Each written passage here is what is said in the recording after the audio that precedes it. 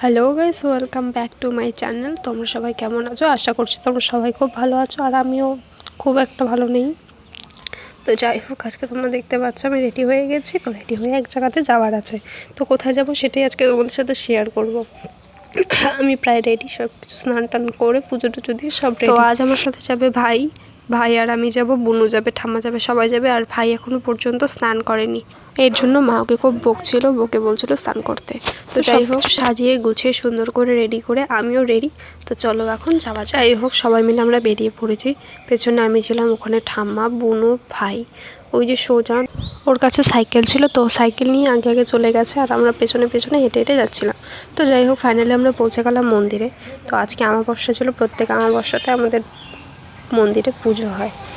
তো এখানে পুজোর সরঞ্জাম সবাই রেডি করছিল, বাইরে সবাই সবজি কাটছিল, ভেতরে ভাই ছিল, ভাই চন্দন পাড়ছিল, আর বাইরে সবাই বসে বসে গল্প করছিল।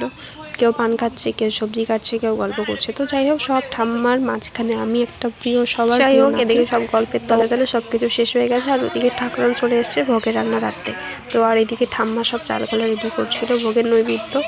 তো এই যে তোমরা দেখতে পাচ্ছ এখানে ভাই। ফাইনালি পুজো সব কমপ্লিট, মোটামুটি কমপ্লিট। আমি এদিকে পঞ্চপ্রদীপ সাজাচ্ছিলাম ঠাকুরের পুজোর জন্য। পুজোতে এসেছি, পুজোর কোনো কাজ না করলে হয়। আর এদিকে রান্নাও প্রায় কমপ্লিট, ভোগের রান্না কমপ্লিট। আর এদিকে সব কিছু সবার কমপ্লিট হয়ে গেছে। শেষ বলে সবাই বসছে একটু গল্প করতে, সব ঠাম্মা নাতনি মিলে গল্প করতে করতে ঠাকুরমশাই চলে এসছে। তো ঠাকুরমশাই এসে পড়েছে এখন পুজো। যাই হোক, ঠাকুরমশাই ঢুকিয়ে প্রথমে বললো যে দৃষ্টি প্রদীপগুলো এখনও কেন জ্বালানো হয়নি, দৃষ্টি প্রদীপগুলো সব জ্বালিয়ে দাও। তো সামনে আমি ছিলাম, আমাকে বললো জ্বালিয়ে দে। তো আমি জ্বালিয়ে দিলাম। তো যেই ঠাকুরমশাই পুজো করছিল সেই ঠাকুরমশাই আমার দাদু হয়, আমি দাদু দাদু বলেই ডাকি, আর উনি আমাকে নাতির মতনই ভালোবাসে। তো এদিকে প্রদীপও জ্বালাচ্ছিলাম, ওপাশে উনি বসে খুব ইয়ার্কিও করছিল। তো ইয়ার্কি ফাজলামি সব কিছু করতে করতেই তো প্রদীপ জ্বালানো সব শেষ, পুজো এখন শুরু হবে। এদিকে সব কিছু কমপ্লিট করে ঠাকুরমশাই পুজোতে বসে পড়লেন, আর ওদিকে যে রান্না করছে তিনি হচ্ছে ঠাকুরমশাইয়ের স্ত্রী ঠাকুরাইন। এখনও ভোগ রান্না হয়নি, তো ওরা গল্প করছিল। ফাইনালি ভোগ রান্না হয়ে গেল, ঠাকুরমশাই দিকে পুজোতে বসে পড়েছে। আরতির পর হলো ভোগ নিবেদন, ঠাকুরমশাই ভোগ নিবেদনও শুরু করে দিয়েছে। তো ভোগ নিবেদন করে ঘন্টি বাজাচ্ছিল, তো ও উপোস ছিল।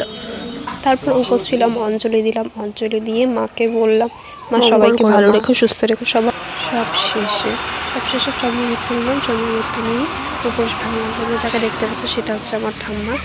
তো ফাইনালি পুজো কমপ্লিট, সবাই দিকে প্রসাদ বাড়ছে, আমাকে বলছে প্রসাদগুলো একটু হাতে হাতে বেড়ে দে, সবাইকে দিয়ে দে।